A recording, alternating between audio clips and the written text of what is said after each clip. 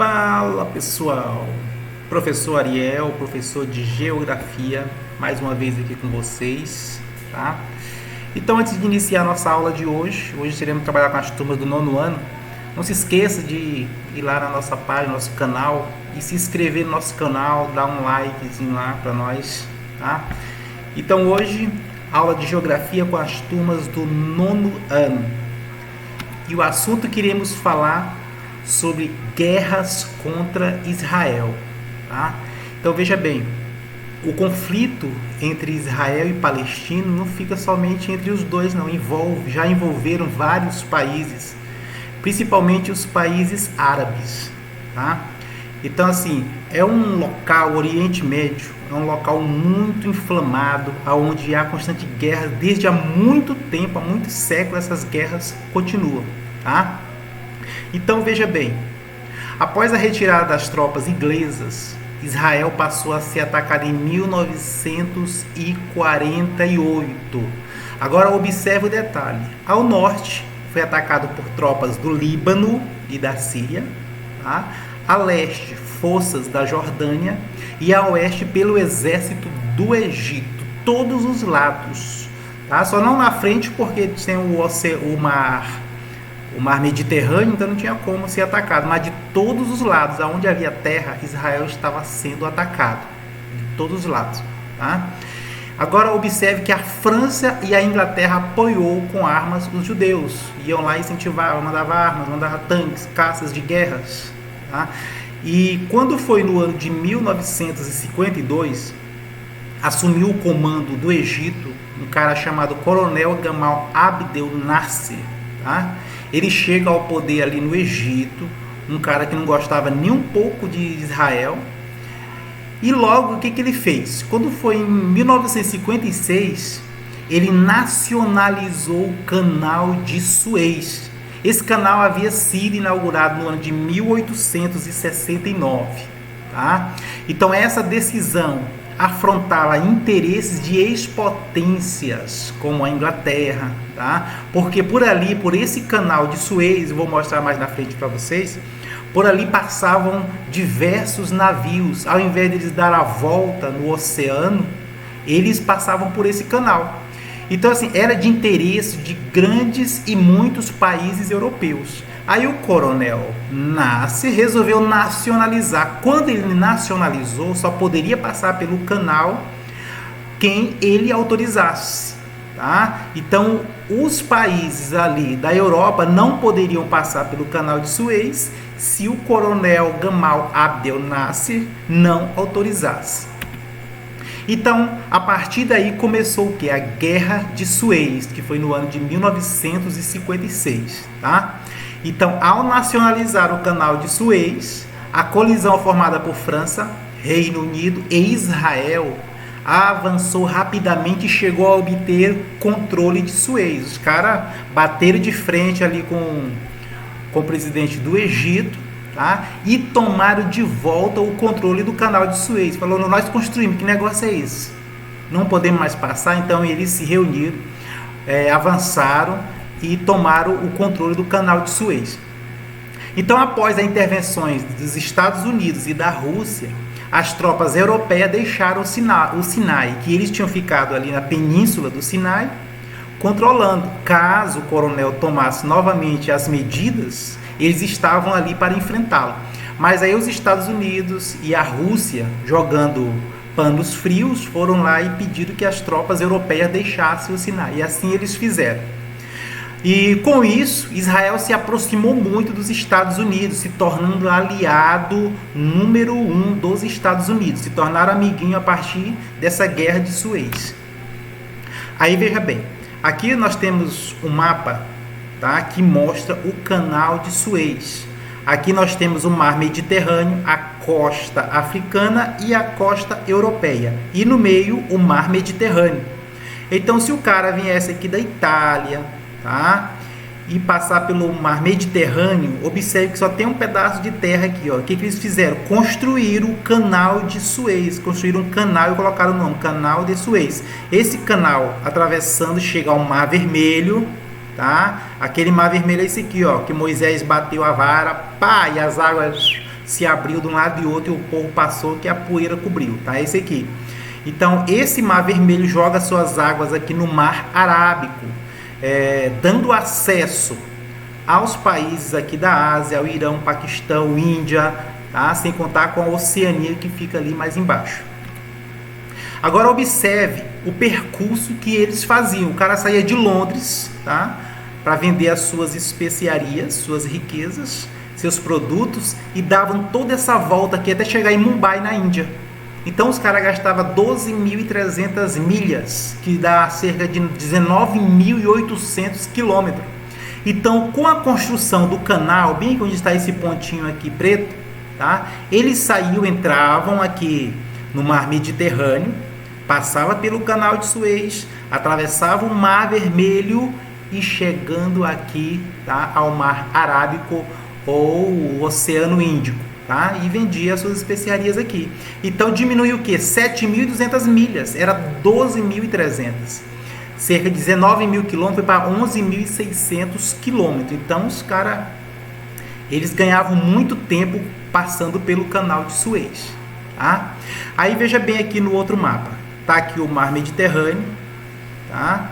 Mar Vermelho e aqui o Canal de Suez. Observem que essa península aqui, ó, é chamada de Península do Sinai, tá? Esse golfo, essa entradinha aqui é chamada de Golfo de Acaba. Golfo de Acaba. Então o que o Coronel Nasser fez? Ele fechou esse golfo aqui, ó. Esse golfo é o único acesso que Israel tem, tá? Dos navios petroleiros que vêm por aqui e abastecem Israel com seu petróleo, tá? Aí o coronel fechou aqui. Israel agora não tinha mais como receber petróleo dos países. A partir daí, o que aconteceu? Aconteceu a Guerra dos 6 Dias, tá? Essa Guerra dos 6 Dias foi no ano de 1967, que envolveu Israel, Síria, Egito, Jordânia e Iraque. E apoiados por quem? Pelo Kuwait, Arábia Saudita, Argélia e Sudão, tá? Todos esses países aqui, ó, eles estavam apoiando, não era Israel, não, estavam apoiando a Síria, o Egito, Jordânia e Iraque. Os 4 países contra um, com apoio desses outros ainda, tá? É lógico que Israel recebia o apoio da Inglaterra, da França, mas com armamentos bélicos e etc.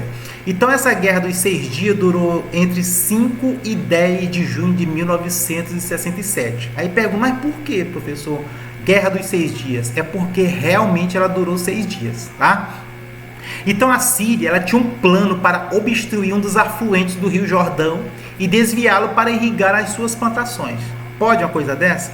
Veja bem, aquela região ali do Oriente Médio é uma região muito árida. Então Israel, o único meio que tem de irrigação é o Rio Jordão e o Mar da Galileia, que é um mar de água doce. Aí a Síria queria obstruir desviando o Rio Jordão para irrigar as suas plantações. Aí o cara já tinha fechado, o Coronel Nasser já tinha fechado o Golfo de Acaba, onde abasteceria o petróleo, e agora o cara queria tirar a água de Israel. Para completar, em 67, Nasser, tá, o cara lá do Egito, o presidente do Egito, reocupou o Sinai e passou a controlar o Golfo de Acaba, por onde navios petroleiros abasteciam Israel pelo porto de Eliat, tá? Então veja bem, Israel, quando se viu que estava perdendo água, que estava perdendo o abastecimento de petróleo, a reação não demorou, né? Ele reagiu rapidamente. Então aí teve início a Guerra dos 6 Dias. Agora observe o seguinte, Israel, ele usava de estratégias para a guerra, tá? Então quando ele percebeu que o Coronel Nasser mandou tropas a ocupar a península do Sinai, Israel falou, tem alguma coisa errada aí. E ele falou, vou fazer um teste para ver se o coronel está sozinho ou se tem outros países envolvidos com ele. E ele atacou, soltou fogo contra o país do Egito. Então, rapidamente, os outros países apareceram. E ele, opa, tem coisa errada aí. Ele percebeu que o Egito não estava sozinho. Rapidamente, a Síria, a Jordânia e o Iraque se manifestaram. Aí, o que Israel fez? Veja bem. Israel, ele usou de estratégias. Ele sabia o dia que eles iriam atacar. Então, um dia antes do ataque da coalizão, ele reuniu os seus soldados, os seus aviões, que eram poucos, seus tanques também, que não eram muitos, e seus soldados também, que em relação aos outros países não eram muitos. Então, um dia anterior, os aviões, às 7h45 da manhã, Israel soltou os seus aviões rumo ao Egito. Os aviões iam voando baixo, no meio das montanhas, para que os radares dos países inimigos não percebessem. Então, cedinho, ele começou a atacar. E ele atacou principalmente os aeroportos militares, aonde ficavam os aviões de guerra do Egito, da Jordânia e do Iraque. Tá? Então, a princípio, ele atacou o Egito. Ele destruiu os aviões de guerras do Egito. Tá? No primeiro dia de guerra, para vocês terem uma noção, no primeiro dia de guerra, Israel destruiu cerca de 400 aviões de guerra desses países. 400 aviões de guerra. Tá?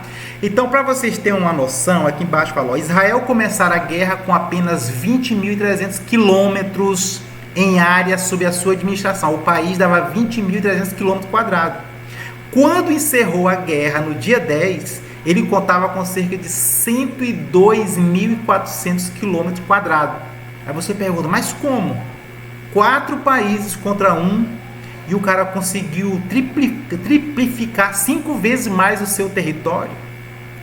Aí que nós percebemos as estratégias que Israel tinha, tá? Então veja bem, aqui nós temos o mapa, tá, de Israel, Palestina, Jordânia, Arábia e o Egito.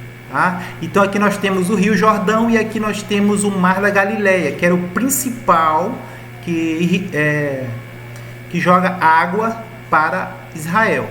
Então a Síria, o que eles fizeram? Nós vamos desviar o Rio Jordão e o Mar da Galileia para abastecer as nossas plantações.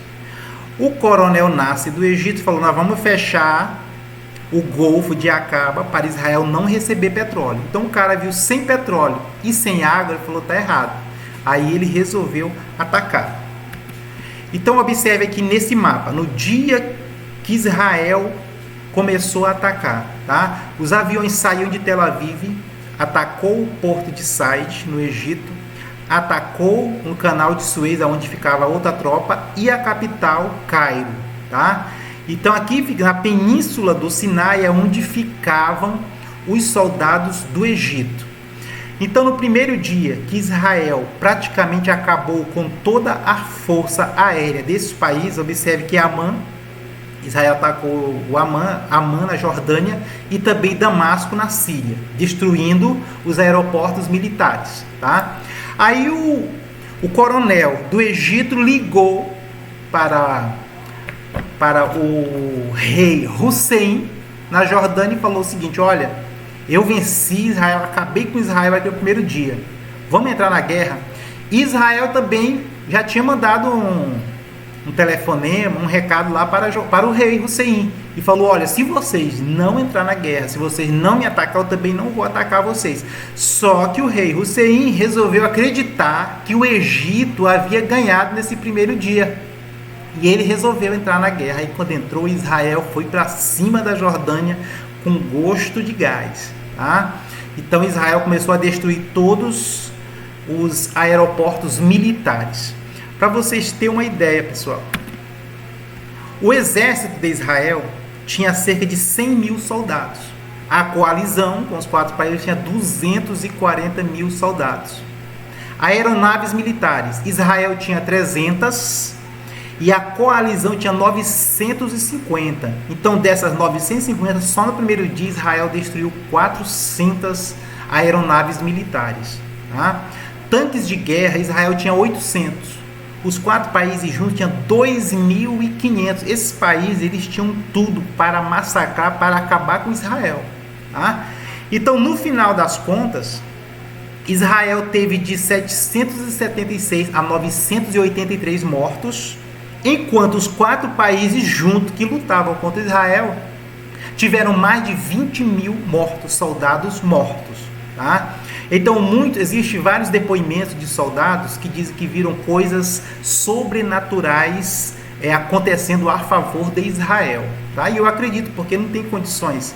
100 mil soldados contra 240 mil, 300 aeronaves contra 950, 2.500 contra 800 tanques. Então só algo sobrenatural e divino a favor de Israel para eles vencerem essa guerra durante 6 dias.